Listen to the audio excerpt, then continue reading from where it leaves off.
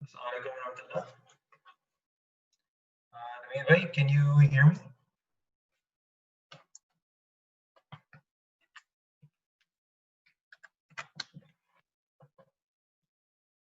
Ji, Assalamualaikum. Assalamualaikum. Naveed bhai, if you can hear me, just let me know so that I know that my voice is coming through. Walaikum assalam, Zishan bhai. Yeah, I can hear you. ठीक है. So, inshallah, I'll be taking the class today. The teacher designated for today, he could not make it. So, Assalamualaikum everyone.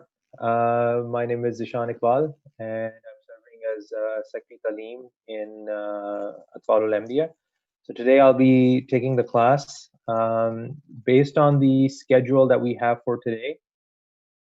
We are supposed to do pages 11 to 13 for this book, which is called Holy Prophet Sallallahu Alaihi Wasallam's Kindness to Children.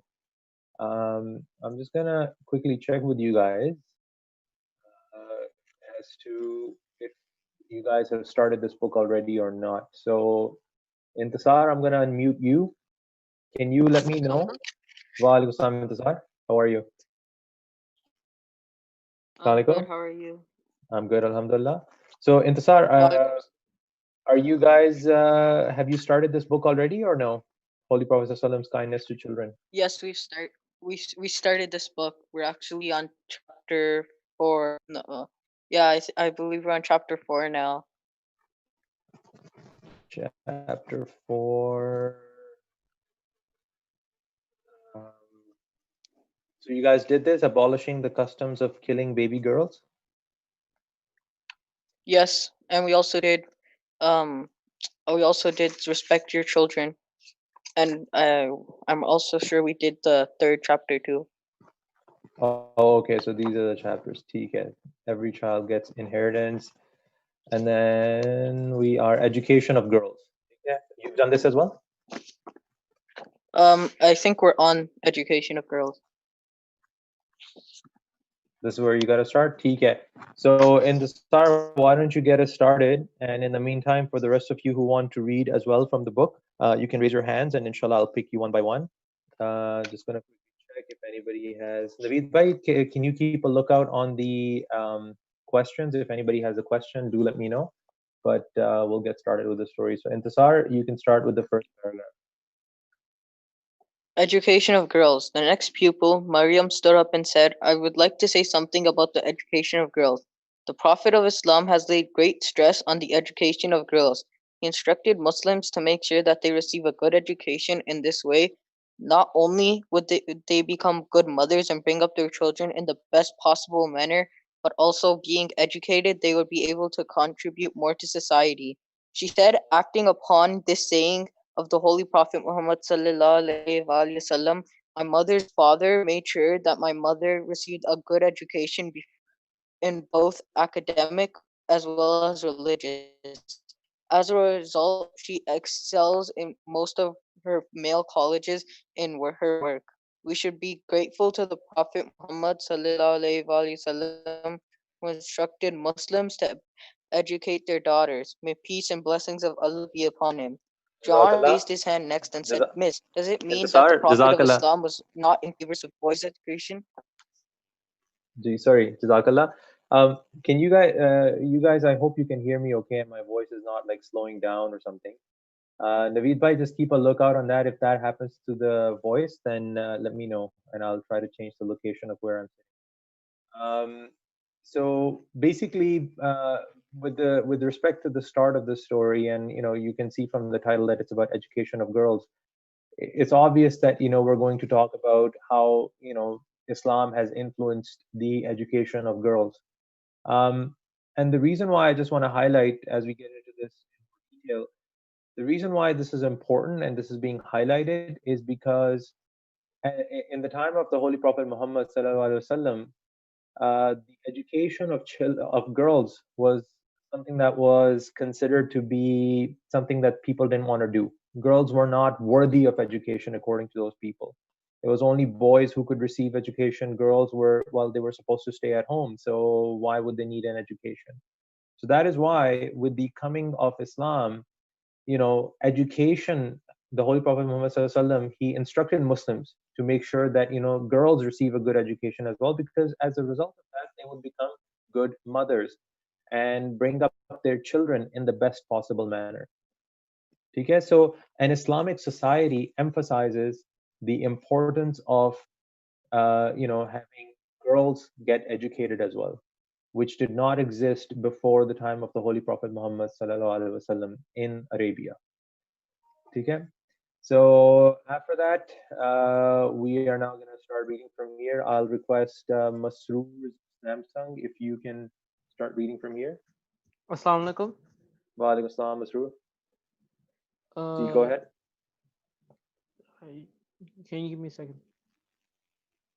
Okay. John raised his hand and said, "Miss, does it mean that the Holy Prophet of Islam was not in favor of boys' education?" Miss Mitchell said no, that in this case the Prophet of Islam lived in a society where women were looked down upon.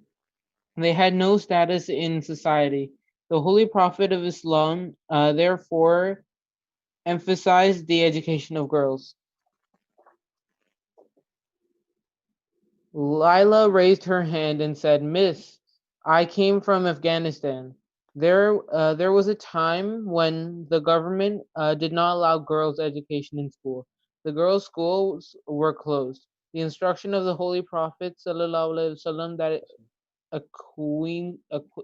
Acquisition. accusation of knowledge is obligatory upon the Muslim males and females was completely ignored. ठीक है. Miss Jazakallah for that. Jazakallah. So for that, okay, we'll just mute Masroor. So basically, with respect to the part that we have read here, it's not that the Holy Prophet Muhammad SAW was not in favor of boys' education. It's just that he lived in a society where girls were looked down upon, sort of what I mentioned earlier as well. And therefore, he emphasized the education of girls. And so, this one particular individual, Laila, is raising her hand and she's saying that, in Afghanistan, the government did not allow the education of girls, and girls' schools were closed. And, even though Afghanistan is considered to be a Muslim country, the extremists over there, and you find this even today, extremist Muslims, they believe that the education of girls is not necessary. And they completely ignore the saying of the Holy Prophet Muhammad SAW that acquisition of knowledge is obligatory upon every Muslim male and female. Obligatory means that it's compulsory. It means that you have to go and get knowledge. Okay? And so that is why, and that is where you can see the emphasis that Islam places on education. And one thing I just want to highlight as well over there is that this is something that you guys have to sort of look at very closely as well. Because when you go to school, and if you have the mindset that I can just, get through school, I don't have to care about getting good grades, even if I get like a 60 or 70%, it's fine. You are not really truly in the pursuit of knowledge then. You're just trying to get through your time, get through school, and that's it. Holy Prophet Muhammad SAW has said that acquisition of knowledge is obligatory. So when you are in school, ask yourself the question, am I really learning? Am I really acquiring knowledge? And if I'm not, there must be something wrong with me. It's not that something is wrong with the education system or your teacher is not a good enough of a teacher. Even if they're not, you can go ahead and learn on your own. You can read books on your own. You can improve yourself on your own. You don't have to rely on a teacher. And the saying does not say that, oh, acquisition of knowledge is, mandatory upon every Muslim male and female if they have a good teacher. No, it says that this is your responsibility. So take the ownership, take the initiative, and when you are in school, make sure that you spend the time to learn and understand. And if your teacher is not good enough at explaining those, you go and do that on your own. Okay? So Jazakallah. Next, we will pick, we have Safir Ahmed. He wants to read. Assalamu alaikum. Ji, walaikum salam, Safir. Go ahead. Miss Michelle said, I know that seeking of knowledge is considered to be a religious obligation in Islam. This is a very important topic indeed. If someone else wants to contribute something, please do so. Zoya said, my Sunday school teacher has told us a saying of the Holy Prophet of Islam. He is reported to have said, no gift among all the gifts of a father to his child is better than education. Miss Michelle said, thank you, Zoya, for this information. ठीक है. Jazakallah, Safir. Before you mute your mic, I have a question for you. Let me unmute you. Let me ask you a question. Um, this saying over here that no gift among all the gifts of a father to his child is better than education. ठीक है? My question to you is, what are you going to do differently as you grow up, now that you have gone through this story and now that you have learned that the Holy Prophet Muhammad has placed so much emphasis on education? What are you going to do differently in your life to make sure that you acquire knowledge? Tell me one thing that you will do differently or you will add into your life. Um, I think I'll pray for myself. You will pray for yourself. That's absolutely the number one most important thing. But after praying for yourself, what are you going to do to acquire more knowledge? What is one thing that you're going to do? Um, I'll try to memorize things more good, and I'll search things on Google to also get some knowledge. Right. So Jazakallah for that. That's good. What you should be considering and thinking about at this time, this goes for all of you, is to read next. Whether it's a Jamati book or another book, I recommend that you maybe look at some Jamati books, books of the Promised Messiah, maybe a book of Hadith, or even with the Holy Quran. If you're not reading the translation of it, start with that, right? That will improve your knowledge. That will increase your knowledge. And when I was in grade 8, I used to live in Malaysia. And Malaysia is a small country that's in the eastern part of Asia. And my science teacher used to always tell us that science is knowledge, and knowledge is power, and power can control. Okay? So when you gain knowledge, you gain power. So you want to make sure that you are not discounting yourself by not acquiring knowledge. So my recommendation to all of you is that pick a book. It can be any book. I recommend maybe a Jamati book, or like I said, start with the Holy Quran, start looking at the translation of the Holy Quran and thinking about some of those things. It's not about reading 10 pages of the book or 10 pages of translation of the Holy Quran. It's about, even if you're reading one book, one translation from the Holy Quran, think about it. Think about what knowledge are you getting out of this. Okay. So Jazakallah for that. Let's go on to the next story, since these are pretty straightforward, and that's why I'm not spending too much time discussing them in too much detail. They're pretty straightforward. But I'm going to be asking you guys questions in terms of, what are you picking out of this story? What are you going to change in your lifetime as a result of reading this story? So I see that Kashif Chima's hand is up. All right, Kashif. Assalamualaikum. Walaikum salam, Kashif. How are you? I'm good. Alhamdulillah. Very good. So do you want to get us started on the next story? Yes. Okay, go. From the start, right? Ji.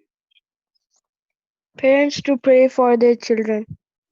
Ambreen then reminded the class of a saying of the Holy Prophet, in which he instructed Muslim parents to pray for their children. He said that the Holy Prophet ﷺ had mentioned special prayers for that purpose. Some prayers are, O Allah, keep me and my progeny away from worshipping idols. Our Lord, make me and every one of my progeny steadfast in observing prayer. Our Lord, grant us of our spouses and children the delight of our eyes, and make each of us a leader of the righteous. Ambreen said, "May peace and blessings of Allah be upon the Holy Prophet ﷺ, who taught these wonderful prayers to Muslims." ठीक है, Jazakallah. So, Kashif, don't turn your mic on mute yet. I have a question for you. What does worshipping idols means? What do you think it means? So you read a Worship, prayer. You read a prayer of the Holy Prophet Muhammad Sallallahu Alaihi Wasallam. Oh Allah, keep me and my progeny away from worshipping idols. So that means, keep us safe from these things. Don't let us worship idols. What does that yeah, mean? like worshipping idols. What does J- worshipping idols means? That's right. Yep. Okay, so it's like we believe that God is only one. Like other people believe that everyone has a like an idol in their house which they pray to. And it's like they don't they don't talk to them. Like people say that God still talks to people who are truly His, right? So it's like they just don't talk, and pe- people should not pray them because they're they're not like the true God. It's like they're just idols. They don't talk to everyone. They just don't move. Like in the story which Hazrat Ibrahim uh, shattered the idols. So when they asked, they were like, when they asked Hazrat Ibrahim that did you break them? So Hazrat Ibrahim told them that no, I didn't. You can ask your idol if he speaks. So you can Hmm. ask him who broke the idols. Mm, So then they were like, oh, he doesn't speak to us. That's right. Very good. I mean, that is very impressive. Jazakallah for sharing that. That's perfect. That's exactly it. That there are two forms of idols, I would say.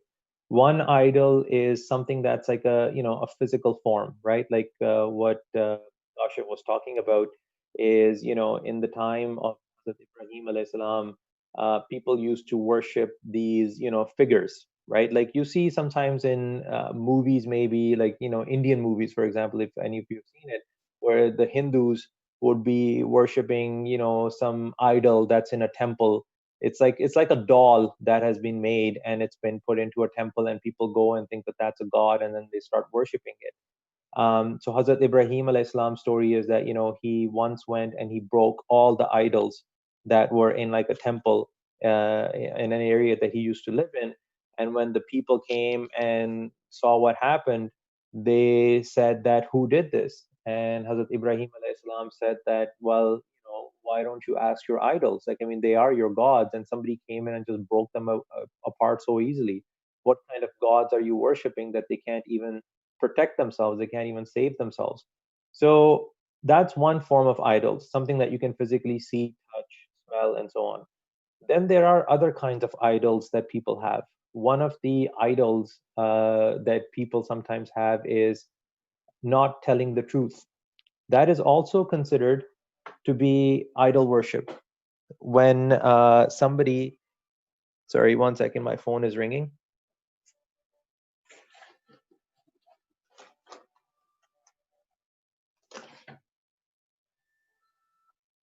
Sorry about that. So the other form of idols, as I was mentioning, are the idols that people when when they don't tell the truth, when they speak false and they say lies and so on, they cheat and so on, right? So that's the kind of idols that we also have to try to stay away from.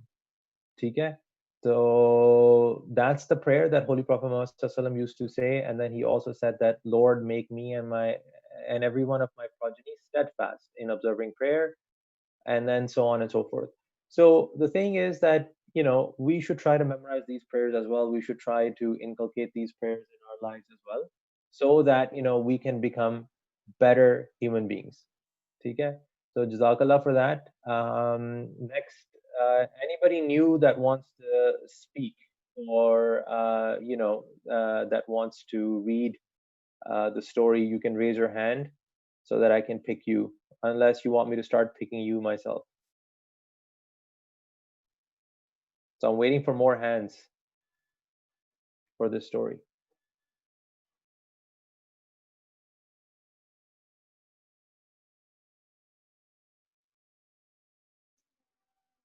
Okay. Adil Ahmed, London, Ontario, not available because you're using a phone. I'm gonna pick you. Assalamu alaikum.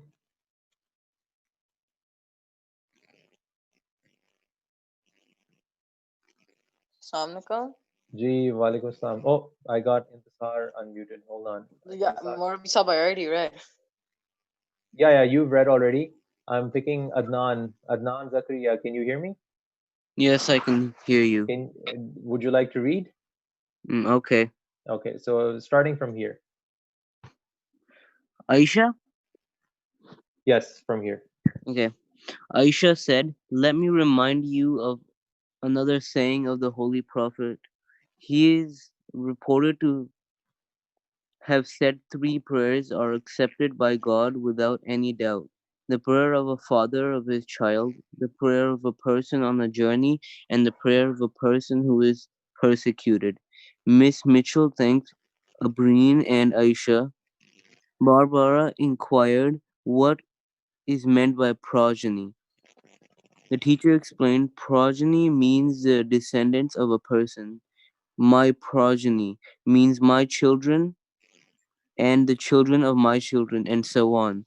The Prophet of Islam has instructed his followers to pray not only for themselves but also for their coming generations. ठीक है, Jazakallah Adnan. Before you mute your mic, question for you. So, what are the 3 people whose prayers are accepted by God without any doubt? Let's see. The answer is right here in this Yeah, paragraph. I'm looking. The prayer of a father for his child, the prayer of a person on a journey, and the prayer of someone being persecuted. Right. So the thing that I want you guys to pick out of here, I mean, I don't think any of you is a father, but the thing is that the thing that can happen to many of us is that sometimes we are traveling. And when you are traveling, especially when you are, let's say, going from one country to another country, that is the time that is said that prayers are accepted by God without any doubt. So when you are on a journey, especially, that's the time for special acceptance of prayers. So make sure that next time when you are traveling, and if there's something that you really need to pray about, that's the time that you use, that you pray, and inshallah Allah Ta'ala will listen to your prayers. And so the other thing here that they talked about is what is meant by progeny. So progeny basically means people or the children of your children and then their children and so on. Okay, so Hazur Sallam always instructed his followers to pray not only for themselves but also for their coming generations, so their progeny. Okay, so Jazakallah for that. So we've covered 2 stories today and we still have quite a bit of time. So what I'll do today is I'm not going to go through another story unless you guys really want to go through the next story as well. But it's up to you. You can read. We can read and go through the next story, or we can have like a quick little question answer session and maybe end the class a little bit early today. I know it's Friday, so in the next maybe 10 minutes or so, we can have some question answers. So I see some new hands. Naveed Rahman. I've unmuted you. Do you have a question? No, I actually wanted to read. Do you want to read this next story? Yeah, sure. Acha, theek hai. So because we have about 20 minutes, let me see. Yeah, you know what? Maybe we'll do this story, and if we still have time, then we will do some question answers. Okay, go ahead, Naveed. Okay. Uh, Walid then got up and said, "I am an orphan. My parents died a long time ago. My foster parents looked after me. They were always very kind to me. They brought me up like their own child. I am very grateful to Allah and His Messenger Muhammad, the Holy Prophet of Islam, the concern shown about the care of orphans. Allah says in the Holy Quran, they ask you about the orphans. Tell them, the promotion of their welfare is an act of great goodness. There is no harm in your living together with them, for for they are your brethren, and Allah will know him who seeks to promote their welfare, and also him who seeks to do them harm. ठीक है. Jazakallah for that, Naveed. Very good.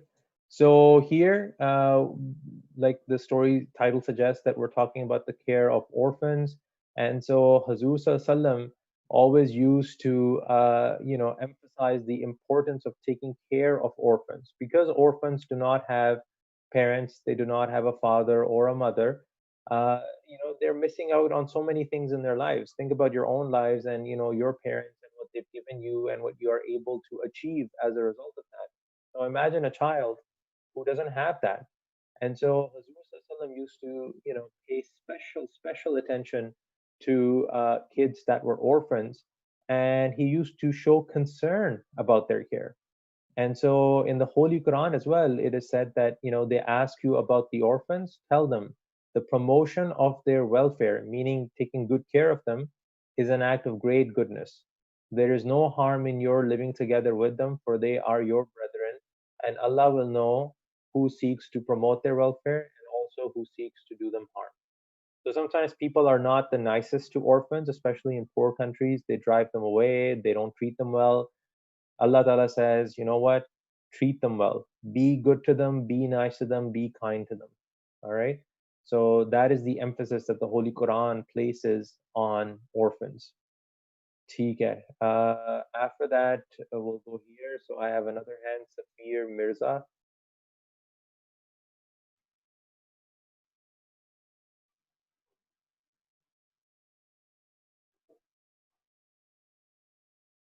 I am trying to unmute you.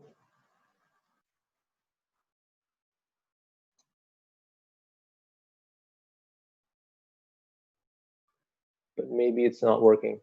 Okay. Anybody else that wants to read? Ji, walaikum salam, Safir. Okay, good.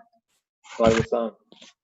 Um, the Prophet of Islam said, "I am the one who looks after the needs of an orphan and brings him or her up in the best possible manner. We'll be together in heaven like two fingers of a hand." And the narrator raised his forefinger and middle finger by way of illustration.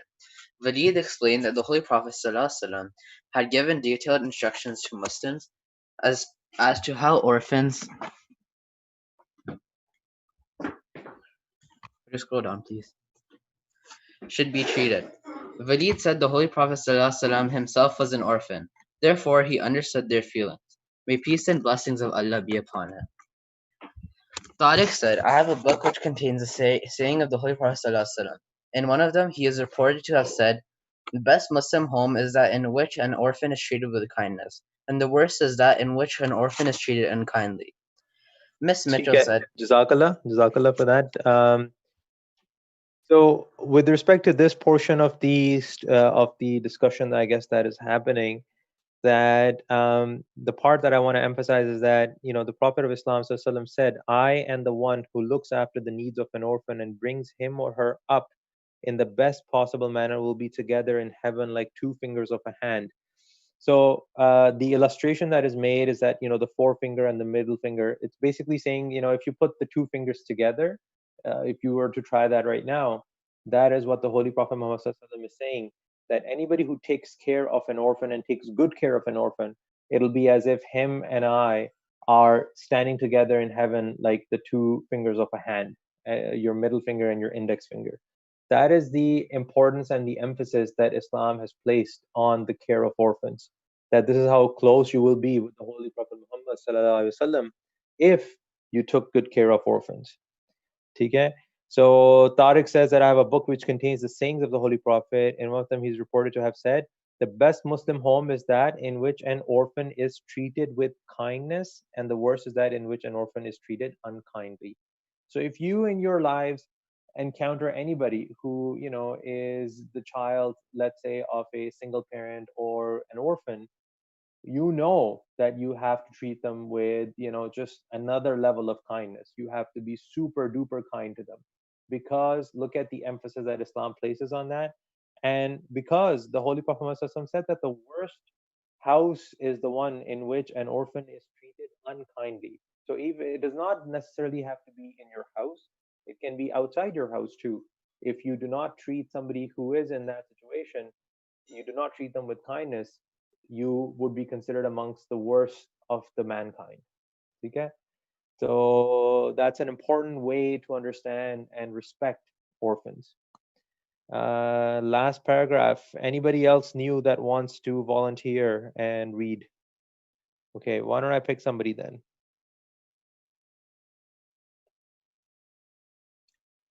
Okay, let's pick.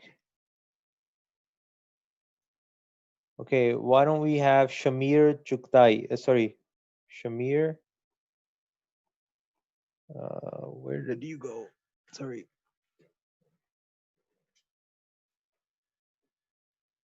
Sorry, Summer Chuktai. I have unmuted you. Assalamualaikum. Ji, walaikum salam, Summer. How are you? Good. Good. Do you want to read from Sure. here? Okay, go ahead. Miss Mitchell said the bringing up of orphans is a very delicate and important matter.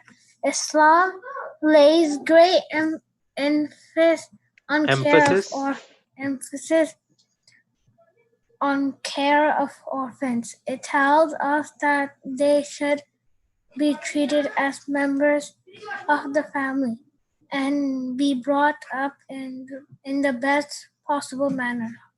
It is the responsibility of those who take up the role of a guardian to provide for the orphans in their care a good education and take good care of their property until they are old enough to manage their own property.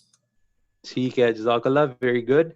So in this paragraph right here, right, if you see how the information is progressing, at first we talked about the fact that we have to treat orphans with kindness, and here we are. Here we are. The part is telling us how we should, take care of them. So when we are looking at their bringing up, it's a very important and delicate matter, and they should be treated as members of the family, brought up in the best possible manner, and you have to make sure that they get a good education, and you take care of their property until they are old enough to manage their own property. Okay? So the upbringing of orphans is a very important matter that Islam makes sure that whoever is bringing up these orphans, they are bringing them up in the best possible manner. ठीक है, Jazakallah for that. So that sort of concludes the official part of the class, I would say, where we have gone through 3 different stories. What I want to discuss now is, if there's anything that you guys want to ask or you want to share with the class. Like I said, it's Friday. We can end the class a little bit early, maybe in the next 5 minutes or so, depending on how things are going. If there's anybody that wants to ask a question or share or anything like that, we can do that.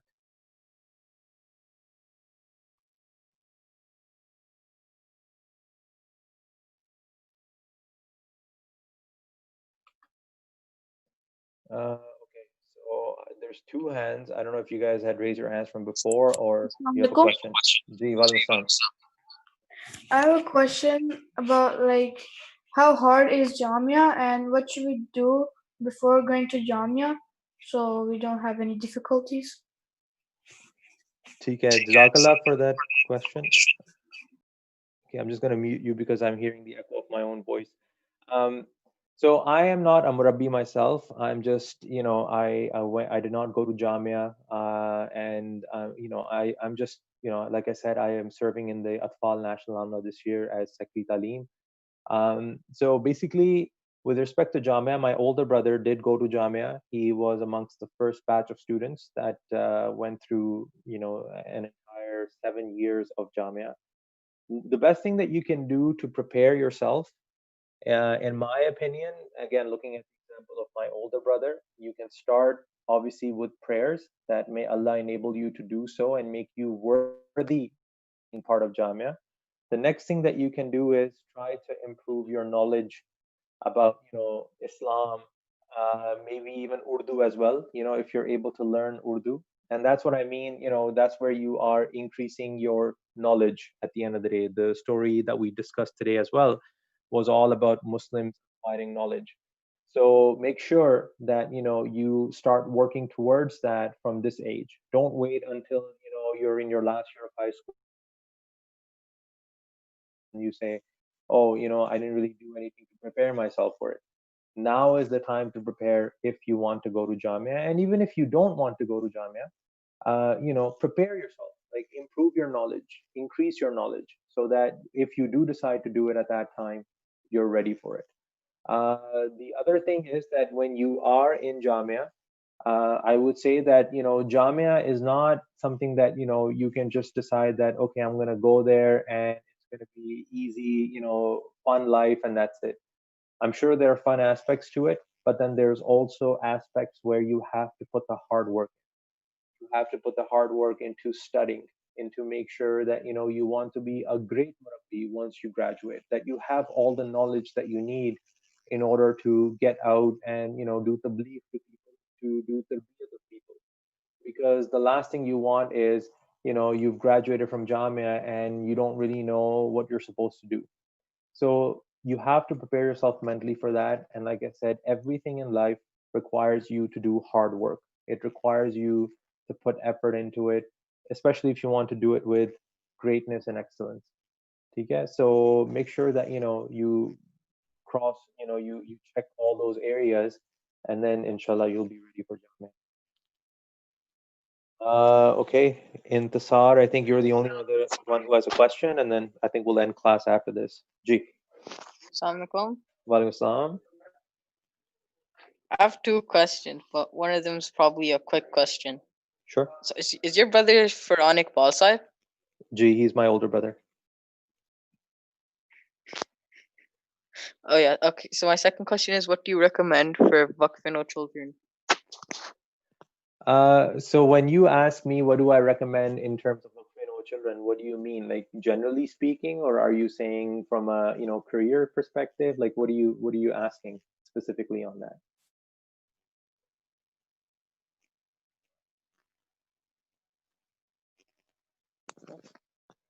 I meant like generally and stuff. Okay. So generally speaking, yeah. Go ahead. I understand that Jamia is like first thing that should come to your mind, but like what do you recommend after that? Okay.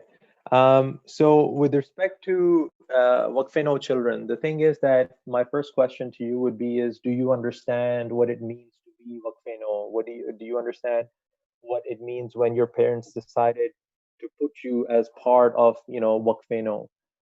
Because these are very blessed schemes that have been started by Khulafa of Ahmadiyyat, Khalifatul Masih Rabi rahimahullah in particular. And so first you have to get your mindset around the fact that you are a Waqfino. Okay? So after that, the next thing that you should be looking at is your own self in terms of what can you do to present the best possible Waqfino in front of Jamaat, which means that religiously and also based on worldly knowledge, that you have the required knowledge to be able to present yourself in the best possible way. After that, it's about deciding which direction do you want your life to go. Do you want to go to Jamia and be a murabbi, or do you want to pursue another field? And as a waqfino, the first thing that you should do is when you're trying to get to that point where you're deciding whether you want to go to Jamia or not, and you should seek guidance from Hazur Anwar, and write a letter to him and be like, Hazur, I'm Waqfino, and I have an interest in this thing. Maybe let's say you like engineering or science or medicine. You can say, Hazur, I have an interest in these things, but I would like you to tell me which way I should go. What should I do? Right? So there's no harm in pursuing your passions, what you like to do, because each of us likes to do different things. Some are more mechanically inclined, others are more medicine driven, and so on. So, write a letter to Hazur, talk about your passions, what you're interested in, and then let Hazur tell you which direction you should go in. And then once that's done, take that direction and go for it. Give it your 110%, right? Because that is what waqf, or being, a waqf means, which means that you have dedicated your life. And when dedication comes in, it's about saying that, what? Allah knows best and Allah will take me to the right path. And so therefore I am just going to give my 110% into whatever. So if I were to recap, my recap would simply be that, first of all, look at how you can improve your own self, both spiritually and from a worldly knowledge point of view. Because you guys are only in grade 7 and 8 right now. You still have high school to go through before you get to that point where you're going to go to Jamia or pursue a different career. Take that time to improve yourself, become a better person, gain knowledge. And then when you get to that point, make sure that you understand, first of all, what is your passion. And then what you do is you write a letter to Hazur and you let him, you seek his guidance and say, Hazur, what should I do? Which way should I go? Okay. So I think hopefully that answers the question. I think we can end the class here today. It's a Friday. I hope you guys all enjoy your weekend, unless, I think every day is like a weekend these days. But, enjoy your weekend and think about what is it that you're going to do to improve your knowledge and to increase your knowledge. Okay, so Jazakallah for attending, and inshallah, we will see you guys on Monday. Assalamu alaikum wa rahmatullahi wa barakatuh.